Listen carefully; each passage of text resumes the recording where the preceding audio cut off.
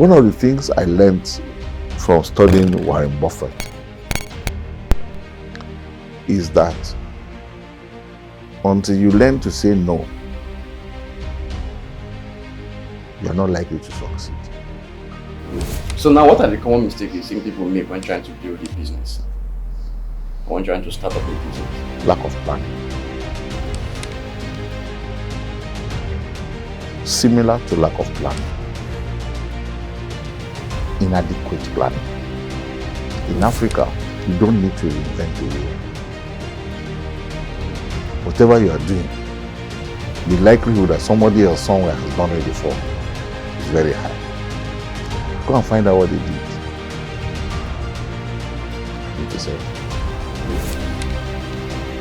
The greatest asset any human being has in this life is time. Not your color. Not your citizenship. Not even where your parents or the richness of your parents. The greatest asset any human being has on this planet is time. The day you learn that, you will value your time more than anything else.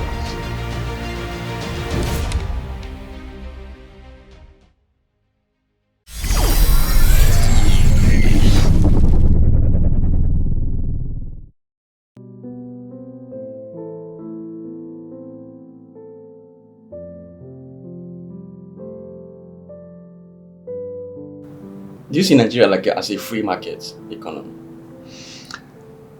First of all, there's no totally free market. First of all, anywhere in the world. There's no totally free market. With that as a background, Nigeria is a relatively free market economy.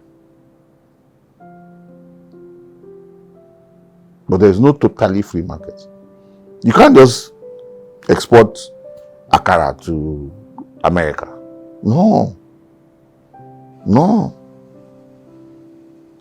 You can't even just carry mango and say you want to enter America with your mango. No. It's not free. There are rules. There are limitations. There are restrictions. So there's no totally free market. Every country has its problems. For example, people don't know that in Europe, the amount of tax you pay is a big problem. Big problem. I've refused the opportunity of getting an American citizenship because of tax. Tax. As an American citizen, any money you make anywhere in the world is taxable by America. Oh, you need to know. So there are many laws and rules. People, you need to be educated about many of these things. What is Nigeria's biggest problem? It's corruption. It's corruption. If you remove corruption, we have a very friendly environment. Our taxes are low. The highest personal income tax you pay in Nigeria is 25%. In fact, by the time you factor in the allowances, the highest personal income tax you pay in Nigeria is 20%. In France, when your income gets to a particular point, you are paying 90% tax. France. Wow. Yes! We don't need to know. It's a socialist economy. Now, Europe is more what you would call socialist capitalists. They are more welfare, let's put it that way. So they are more of a welfare state in Europe. So in Europe, for example, until recently, for example, in France, during winter, if somebody squats in your house, you can't drive them. You cannot. Even if it's illegal. Yes. Because someone can come into your house and you cannot push it. You cannot drive somebody who is an illegal squatter in your house during winter. If the person is illegal, you cannot. In fact, America too has a very interesting law too. I think if somebody stays in your house for about a month or so, you can't just wake up and drive the person out. Yes, the person has become a recognized tenant. Even if the person is not paying anything. Seriously. So there are different laws in different countries that have different implications. Because many of us have not been very exposed to other countries, we just assume that Nigeria is just a bad place and everybody else is good. That's not correct. There are all kinds of funny laws in all over the world. Some are very strange, like the one of, an illegal squatter in my house, I can't drive. But it's the truth. That's the law. If you want to drive the person, what would you now do? Now, in France in those days, that law was applicable during winter. So during winter, you can't. After winter, they might permit you. But during winter, the reason why they are more socialist minded, the reason why is that, look, the person that is poor and doesn't have any place to stay, if he stays on the street, he can die during winter.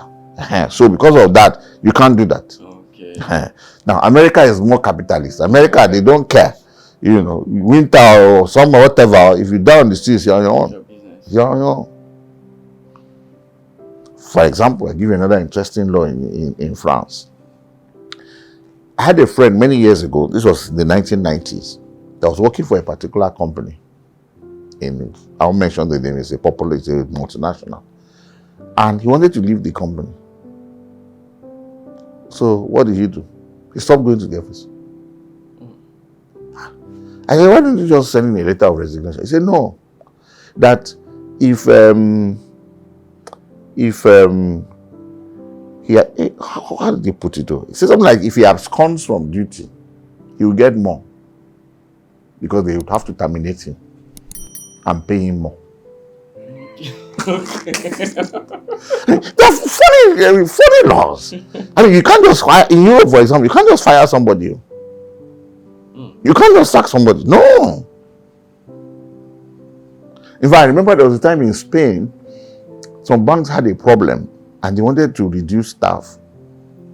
And by law, they couldn't. So they had to beg some of their staff and say, okay, stay at home for the next 3 years. We'll be paying you half salary. So that at least they can save that half. But they can't terminate.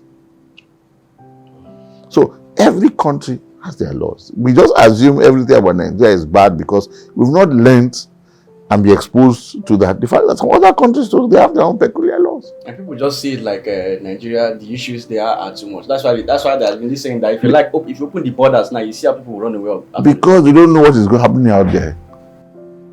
If they knew what was happening out there, they probably won't be in a hurry. If someone is thinking of running out of the country now, say, okay, they want to go and get greener pastures there. Is that the best option? Because of the standard of their economy. I don't want to say something controversial, but I'll say that for young people, my advice will be careful before you leap. Let me explain further. When you don't really know your potential, that's when you leap. Because those environments limit your potential. Oh, yes. Have you ever heard of anybody, or rather, out of 100 people you know that live in the UK, how many of them are entrepreneurs?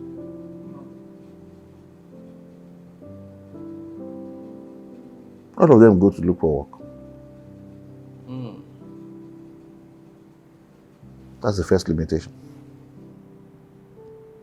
I mean, it's hard to become an entrepreneur there. You cannot. You cannot, or it's difficult? It's difficult. What are you going to do? How are you going to start? Which market are you going to open?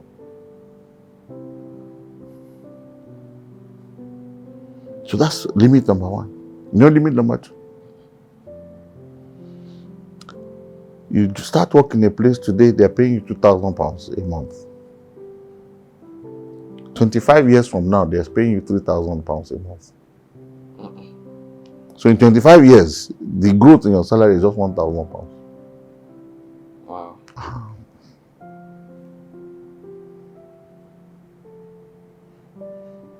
So look very carefully before you leap. You know problem number 3?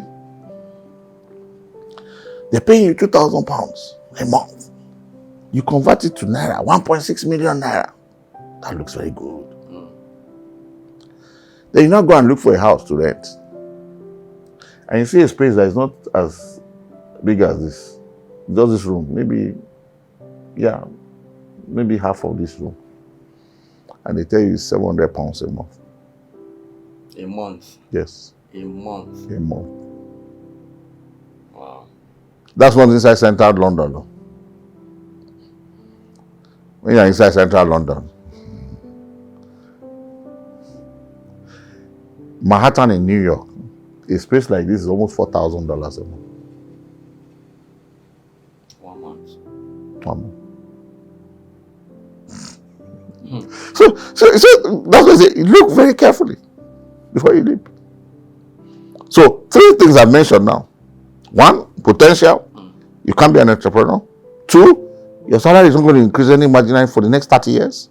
3, your costs very high. And in fact, number 4, you know, here you can hire a driver, you can hire house help for almost nothing. My wife's cousin just left us. She went back to London yesterday. When she had her second daughter, stopped work for 6 months. When I asked her, she was like, look, the cost of hiring a nanny to take care of my daughter was almost the same as my salary. So what was the point? So that means they have standard price you must pay a nanny. Oh, absolutely.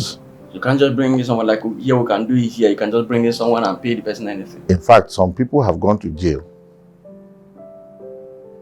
for taking somebody from Nigeria. You know, like you Igbos. Yes. When you carry, they give you your nephew or your niece. You now say, I'm going to London. Okay, come along with me. And then that person now gets to London. And now is exposed. Person now walks into the police station. That my auntie brought me to London. And all they are giving is sending £100 to my parents every month. That they have been put, it is slavery. That person is going to jail. Yes. Wow. It's going straight to jail. So you can't, so even this your £2,000-3,000, as you begin to have children,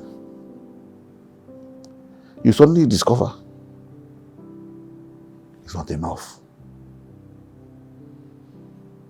It's not enough. So now what are the common mistakes you think people make when trying to build a business? Or when trying to start up a business? I've mentioned some of them.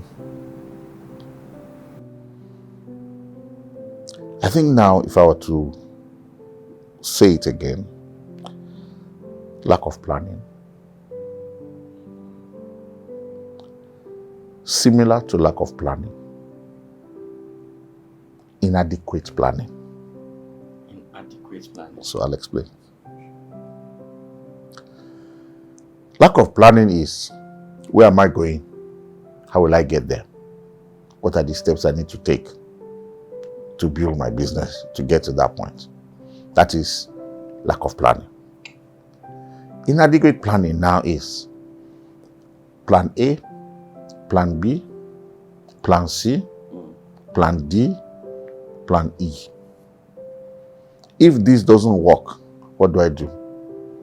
If this doesn't work, what do I do? So, a plan needs to have what you call scenario simulation. Scenario A. I'm starting this business and I expect by the end of the first month, I will have 5 customers. That's what my plan says. By the end of the second month, I will have 10 customers. By the end of the third month, I will have 15 customers. By month 6, I'll have 30 customers. By that 30 customers, I'm making enough money to pay my salaries. So, by my plan, I need to have enough cash now to cover salary costs from now till month 6. Because it's only from month 6 that my income can cover my salary cost. That's my plan. Scenario planning now is, supposing in month 1, I only have 1 customer instead of 5. So supposing it takes me 18 months to get to 30 customers. Do I have enough cash to keep paying salaries for the next 18 months? Because my plan was 6 months. So scenario planning means if my plan doesn't work, how can I keep the business running until we get to that point? That's inadequate planning. There was a plan, but it wasn't adequate because that plan did not give room for circumstances that were contrary to the assumptions of the plan. Wow. That's the second issue. Third issue I've said before, your running costs. Businesses fail when cash dries up. Costs always consume cash. Your running costs. The lower they are, the greater your capacity to be self-sustaining for a longer period of time. There are many things you did not plan for that sometimes happen when you are running or you are starting a business. So that's the third one I'll mention. Then how can someone secure investment and funding for his business? You said it's a skill. How can someone build that skill of securing investment? Or securing, raising capital. Yeah, build securing an investment for your business. Yes. Is it raising capital or Investment. what do you mean by investment? That means to get money for someone to invest into your business. So that's raising capital. Okay. It's a skill. Number one is you need to be able to know what people are looking for. Like I said, profit. You also need to be able to sell your idea.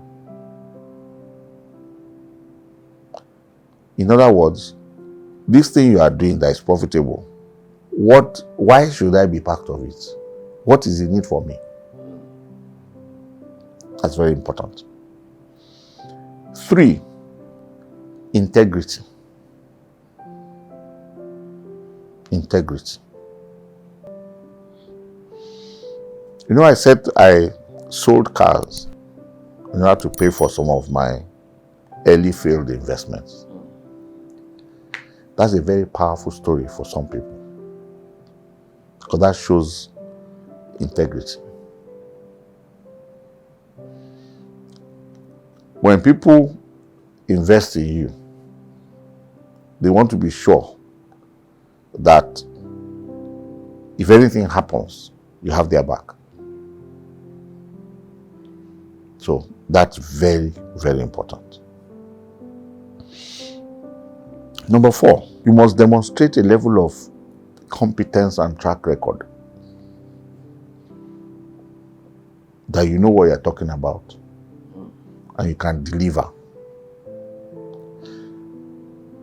You must be able to talk about what you do and explain what you do to a prospective investor without looking at notes.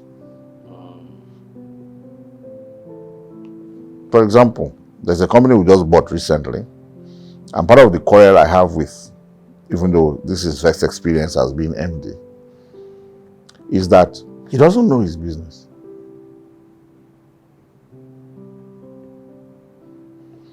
I must know my business to the point where I know how many customers I need to make 5 million naira profit. How many customers do I need to make 10 million naira profit? I must know the variables that drives that business. What decisions will I make? For example, I have a particular business now that if we invest 50 million into the business, our income increases by 40 million. Which means that if I have 50 million in that business and I go and use it to buy 5 cars, my cost of buying those 5 cars is the 40 million income that I have lost, plus the 10 million naira every year that the value of those cars reduce, plus the cost of maintaining and insuring and all the other things that are associated with those cars. Which means that off my head, investing 50 million in cars in that business is the equivalent of losing like 50 to 60 million every year. Wow. I need to understand that. Now, how do you manage the financial aspects of building a business while you also ensure quality customer satisfaction? You need to understand what is called your cost of production. What does it cost you to service a customer? And how much is the customer paying you for that service? So, for example, building a Rolls Royce car with all the quality that is attached to Rolls Royce for somebody who can only afford a Hyundai is wasted effort. So quality is not the only thing you need. You also have to define what your customer needs and can afford. If I open a restaurant in Ajegunle and I'm putting the most expensive fish on the menu, I'm not being wise. Because at that location, the quality of that fish is completely irrelevant to the people. What they are looking for is just to eat and fill their belly. So we must be mindful about quality, because quality must always be within the context of what the customer actually wants. Now, going from point A to point B when it comes to building a business on a global scale, what do you consider when expanding a business globally? What do I consider? That means if you want to move away from your business from Nigeria to South Africa, what do you consider? What do you put in place to make that kind of expansion? Okay, the first thing is, why am I moving to another geography? So that's the first question I need to ask myself. Because there could be many reasons. Number one, it could be that I want to diversify in terms of my risk. So because any business in Nigeria has Nigeria risk. My currency is Naira.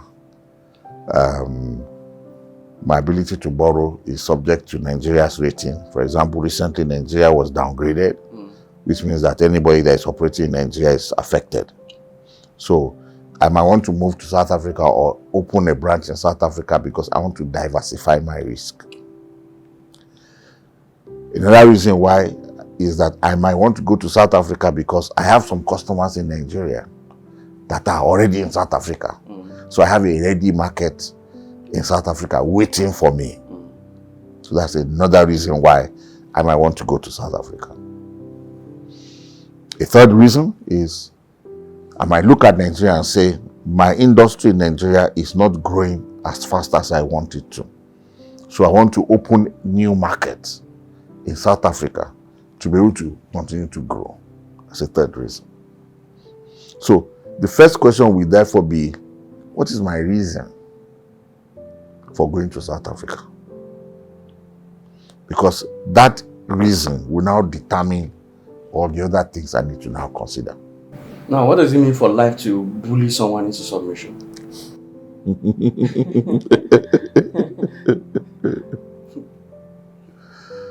Life is a school. Life is also a war zone.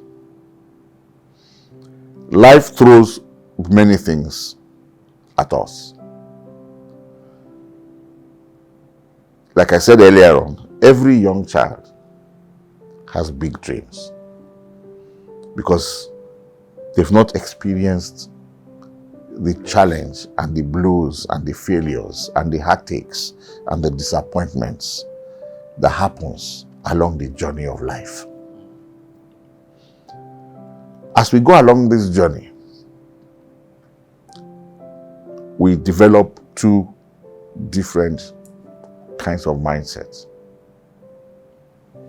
Some of us, we build strength and resilience, that whatever comes my way, I defeated Goliath yesterday, I will defeat Goliath today.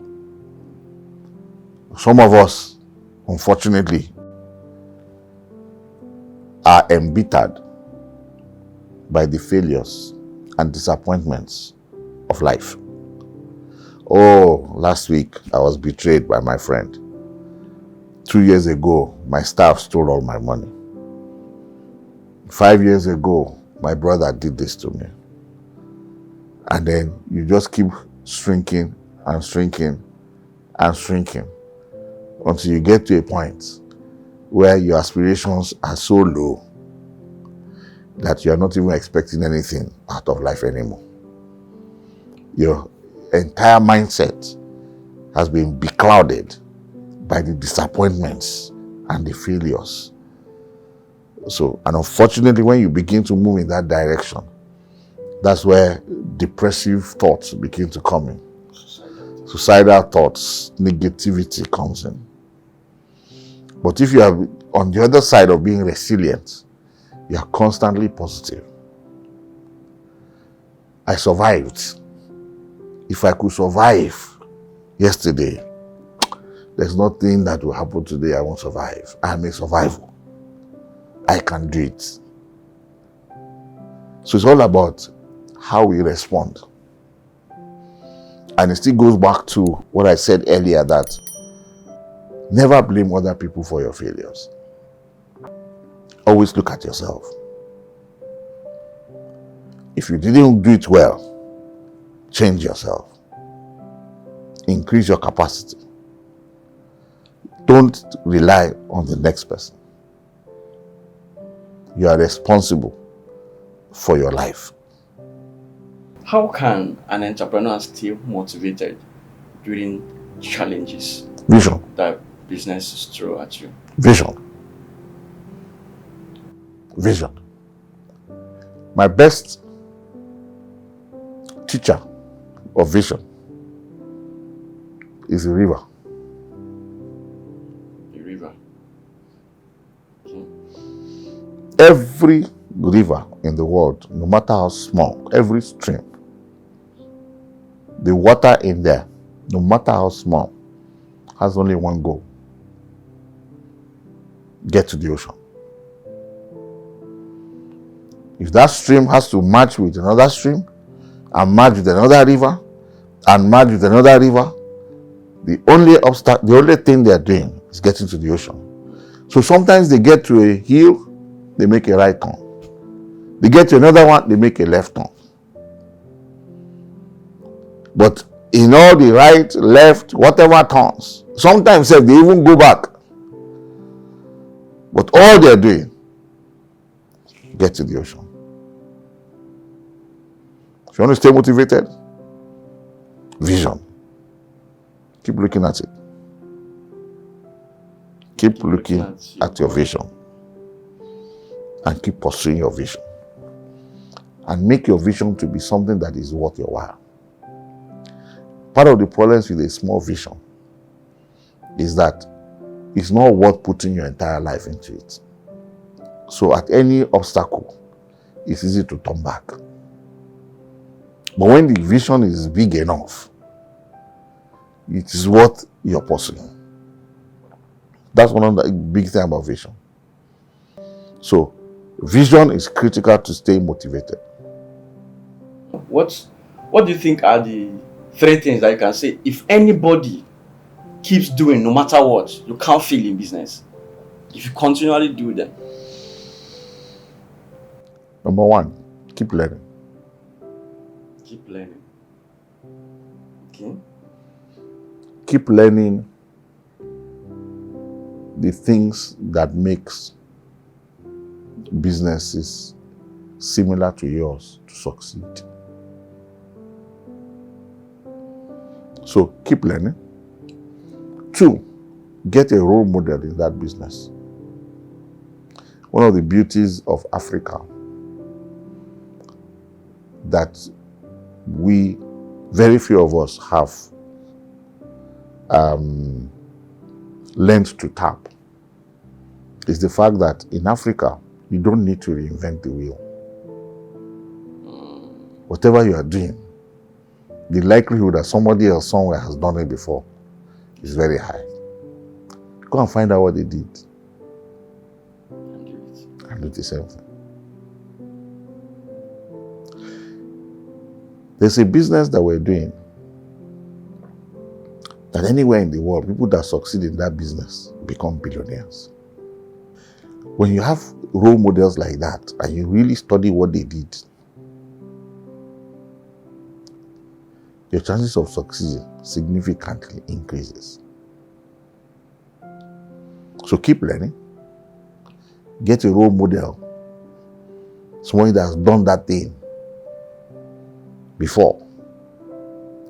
And for us in Nigeria, we have at least 3 categories of role models you can find.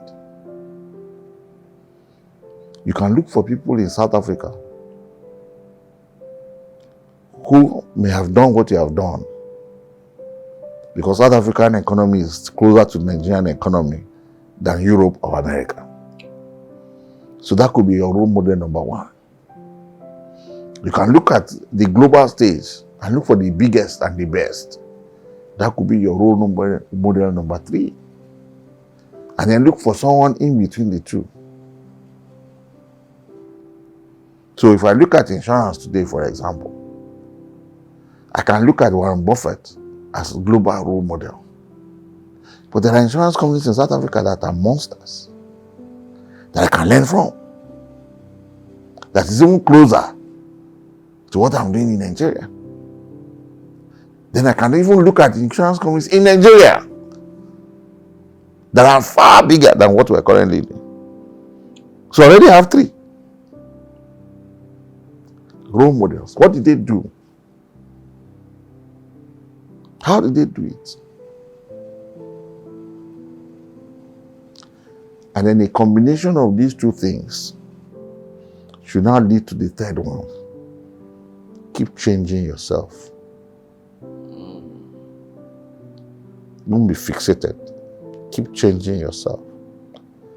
Learn to adapt and adopt. Adapt and adopt. Adapt, because what worked in China may not work here. So I need to change a few things to make it work in Nigeria. But I need to first learn what works in China before I can apply it to Nigeria. When you do those things, the chances of failing is slim. You can't fail. Or It's slim. may fail. I say your chances of failing is slim. Very slim. Because if you are constantly reading and constantly learning, so every time you fail, you make mistakes, you check, updates. So you don't just rise again, but you rise again better informed than you were the last time you failed. So that's number 1. Those role models will help you. And then learning how to adapt and adopt is very important. Wow. So now, to finalize it, I can look at the camera and just give any advice you can give to someone that's just about to start up a business. What is the advice you have for that person? I think the advice I have is, number 1, have a vision. Dream. Release your potential. Don't limit yourself. Number 2, be accountable to yourself. Every mistake, find out what you did wrong. The customer that disappointed you, perhaps you chose the wrong customer. The staff that disappointed you, perhaps your system is wrong. Constantly learn from mistakes and keep changing and keep growing. Find role models, local role models. Read biographies. I've learned so much reading autobiographies. One of the ones that inspired me, I'll give you about 2 or 3 of them. One is a group of Brazilians that started in Brazil, a third world nation like Nigeria. Today, they are the biggest in the world. Another is a man that was fired from his job at the age of 51. At the age of 65, he was the chief executive of the largest bank in the world. Find role models. Read autobiographies. Be resilient. Don't give up. Keep improving. And the sky is your limit. Wow, thank you very much, sir. But lastly, people want to locate you. What is the best way they can reach out to you people if someone needs to reach out to you?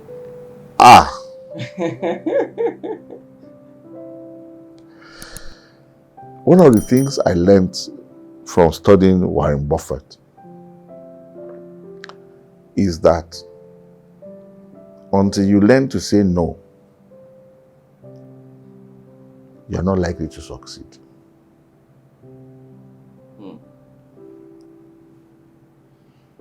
Can you imagine how many invitations someone like that will have every year?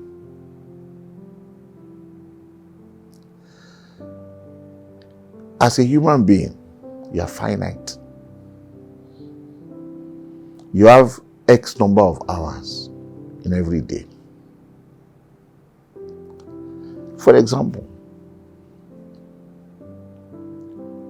I've always dreamt, and I will always be looking for an opportunity to be able to have a 2-hour discussion with Warren Buffett. But I know that if I write to him, he's not going to respond. And the alternative I have, there's a way in which I could actually arrange a meeting with him. But it will cost me a few $1 million. Because he has something he does every year, which is he auctions the opportunity for anybody anywhere in the world to have lunch with him once a year. That auction starts at $100,000. I'm not sure how much it was last year, but there was a particular year it cost over $4 million. I can't afford $4 million today for lunch with Warren Buffett. But the day I can afford it, if he's still alive, I will pay for that lunch. Why am I saying all of this? Time is finite. When I was younger, I didn't realize how expensive and how valuable time is. As I've grown older, I've discovered, we didn't touch on this one, the greatest asset any human being has in this life is time. Not your color, not your citizenship, not even where your parents or the richness of your parents. The greatest asset any human being has on this planet is time. The day you learn that, you will value your time more than anything else. Time is what all of us trade to get to anywhere we are going in life. Either by reading or for some of us by sleeping. You want to be poor? Just stay home and keep sleeping. You don't need any witch, you don't need any obstacle. You will be poor. You don't need anything. You will just be poor. Just stay home and sleep all day. Time. So with that as a background, there are too many demands for my time. Even in my office, many of my staff are upset with me because many things they report to me, I ignore them. Not because what they reported is not correct, But because I have too little time, that if I were to invest time in fixing what they are talked about, I'll kill myself. So I only invest my time on the most important issues. This merchant is not rude, he's rude to me, this person is unfriendly. I ignore it. Because I've recognized I'm only human. I only have a finite amount of time. I only have a limited amount of energy. So I must be strategic in how I use that time and energy. Remember, I'm also a pastor, so I also have a huge amount of my time that is also consumed by that aspect of my life. So right now, in fact, the biggest challenge I have at this season of my life is how best to manage my time. So in essence, no rich.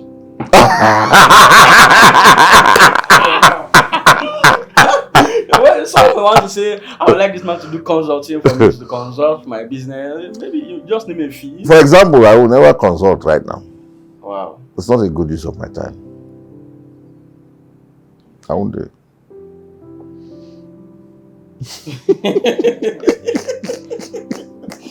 Okay, that wraps it up. Thank you very much, sir, Thank for you. this opportunity. I sincerely appreciate it. So, guys, I believe you have learned greatly in this video. This is going to be a personal MBA for anybody that wants to start up and grow a business to a global scale. So I believe and you sincerely picked up one or two things in this video. So thank you very much for watching. If you got value from it, hit the like button, share this video with 1 or 2 persons, and if it's the first time coming to the channel, hit the subscribe button and turn on the post notification. My name is Benzik. I do my best to bring you guys interviews like this, and I talk on business, self-development, entrepreneurship, and even issues of life, and do a whole lot of things that will build you up and help you to succeed in business and in life in general. So thank you for watching once again. Do well to turn on post notification and share this video with 1 or 2 persons. And thank my guest, Mr. Bunmi Elesho. Thank you very much, sir. Thank you. Thank you. Thank you. All right, I'll see you again, guys. Take care. Cheers.